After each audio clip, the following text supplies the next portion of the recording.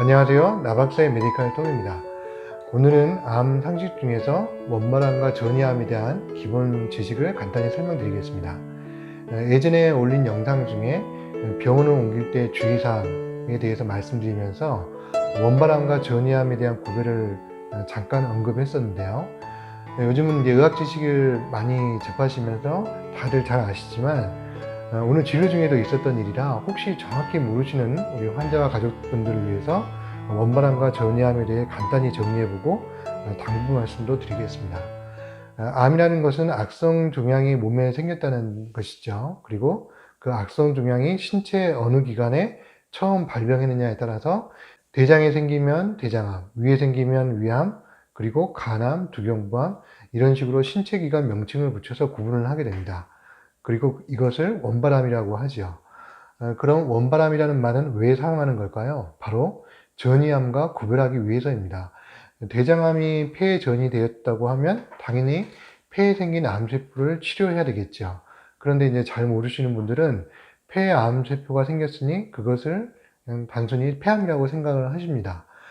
그러나 이러한 경우는 폐암이 아니라 폐에 전이가 된 대장암이라고 봐야 됩니다. 둘 다 폐에 암세포가 침범한 것은 맞지만 원발암이 폐암인 경우와 대장암이 폐로 전이된 경우는 서로 다른 질병이고 치료 방법도 전혀 다르게 됩니다.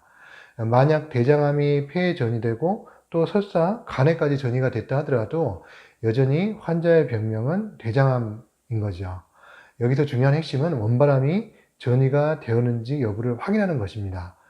만약 판별이 애매하다면 필요에 따라서는 조직검사 같은 방법으로 진단을 하게 됩니다. 불행하게도 전이가 확인이 되면 일반적으로 암의 병기는 사기로 분류가 됩니다.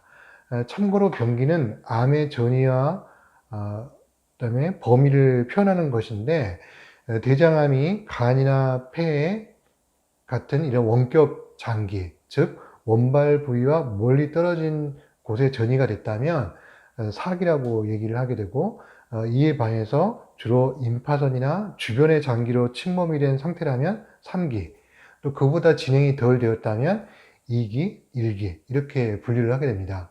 또 매우 초기에 발견된 상피내암인 경우에는 0기라고 분류하기도 합니다. 흔한 일은 아니지만 검사와 진단을 하다 보면 기존 암이 전이된 것은 아닌데 새로운 암이 추가로 발견된 경우도 있습니다. 매우 드물지만 생길 수는 있는 일이죠. 이런 경우 기존 암과 별개로 다른 암이 생겼다 이렇게 얘기를 합니다.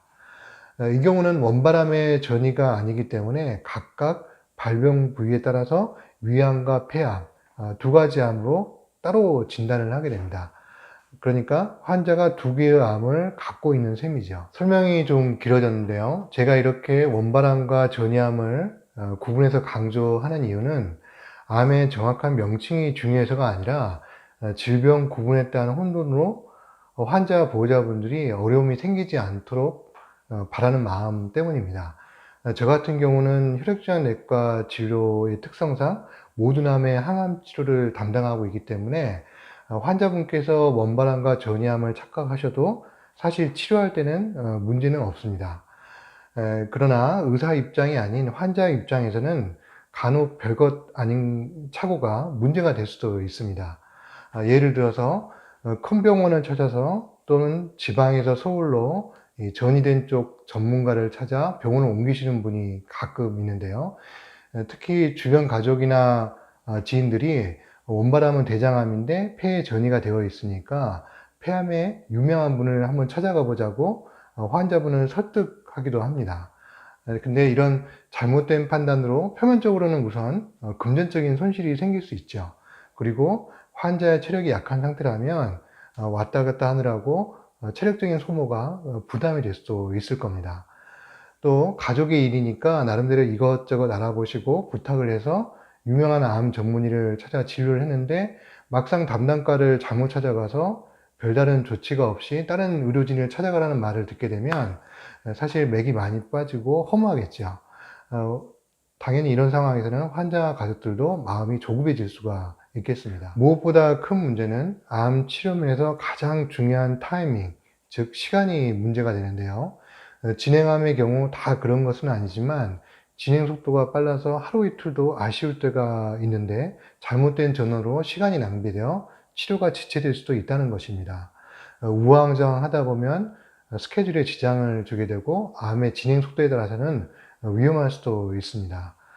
만약 병원을 옮기고 싶다면 다른 신체나 장기에 전이가 된 상태에도 거기에 맞는 원바람 전문의를 찾아가는 것이 중요합니다. 간에 전이가 됐다 하더라도 원바람이 위암이라면 위암 전문가에게 찾아가야 한다는 거죠. 물론 이렇게 병원을 옮길 때 시행착오를 줄이는 가장 확실하고 안전한 방법은 앞에 언급을 해드렸듯이 기존 의료진과 상의해서 전원을 하면 그 방법이 가장 안전한 방법이 되겠습니다. 실제로 얼마 전에도 10년 전 갑상선암으로 수술한 분이 계셨는데요.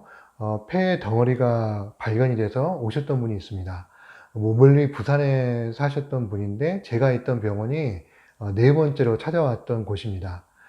처음부터 진료했던 의료진이라면 폐에 혹이 생겼던 경우에 드물긴 하지만 갑상선암의 재발을 우선 생각할 수 있는데 아무런 상의 없이 환자는 폐암이라고 생각하고 병원을 옮기면서 이것저것 검사하느라 많은 시간을 보냈고 결국 수술을 하게 됐습니다.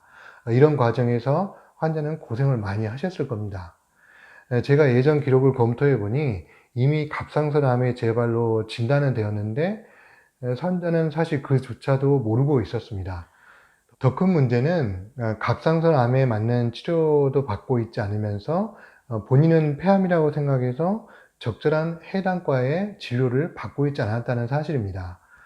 그동안 암 치료는 제대로 받지 못하면서 이곳저곳 병원만 옮기느라고 몇 개월 동안 시간만 보내는 셈이죠. 매번 사례를 들 때 저는 의사이다 보니까 아무래도 안타까웠던 상황위주로 말씀을 드려서 조심스럽습니다만 의료진과 상의하면서 정확한 의사소통이 치료에서 매우 중요하다고 말씀드리고 싶습니다. 마지막으로 당부 말씀을 드리면서 마칠까 합니다. 암이 다른 신체 기관에 전이됐다고 해서 너무 낙담하지 마십시오.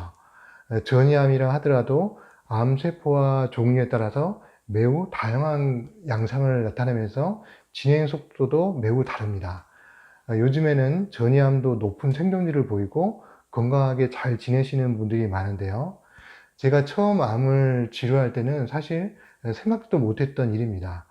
그만큼 좋은 약도 많이 개발이 되었고 암 치료도 많은 발전을 했습니다. 전이가 되었더라도 수술이 가능하다면 적극적으로 치료에 임하는 것이 좋겠습니다. 대표적인 예로 대장암을 들 수가 있는데요. 대장암이 간에 전이가 된 사기라도 수술적 절제가 가능하다면 완치를 기대할 수가 있습니다. 대장암이 아닌 경우라도 완치 가능한 사기 환자가 있는데요. 실제로 제 외래를 다니는 유방암 환자로 원바람 치료 이후에 폐에 전이가 되었고 추가로 폐를 절제하는 수술을 한 이후에 10년이 지난 지금 특별한 치료 없이 아주 잘 지내시는 분이 계십니다. 암 치료는 참 어렵고 힘든 시련입니다. 충격과 슬픈 감정을 미처 추스릴 시간도 없이 정신이 없는 상태에서 치료가 시작이 되고 쏟아지는 낯선 상황 속에서 불안하고 혼란스러우면서 여러 가지 어려움을 우리가 호소하게 되는데요. 처음 암 진단을 받고 많이 놀라고 힘드셨을 겁니다. 그런데 전이가 됐다는 말을 들으면 그 충격은 사실 말로 표현하기가 어렵죠. 생명을 좌우하는 이런 상황에서 누구도 냉정하고 침착하게 대응하기란 쉽지 않지만 차분하게 일단 바로 앞의 문제부터 하나씩 해결하겠다는 생각으로 우선 현재 치료에 집중을 하시고 너무 멀리까지 앞서서 예단하지 않았으면 좋겠습니다. 쾌를 바라겠습니다. 힘내십시오.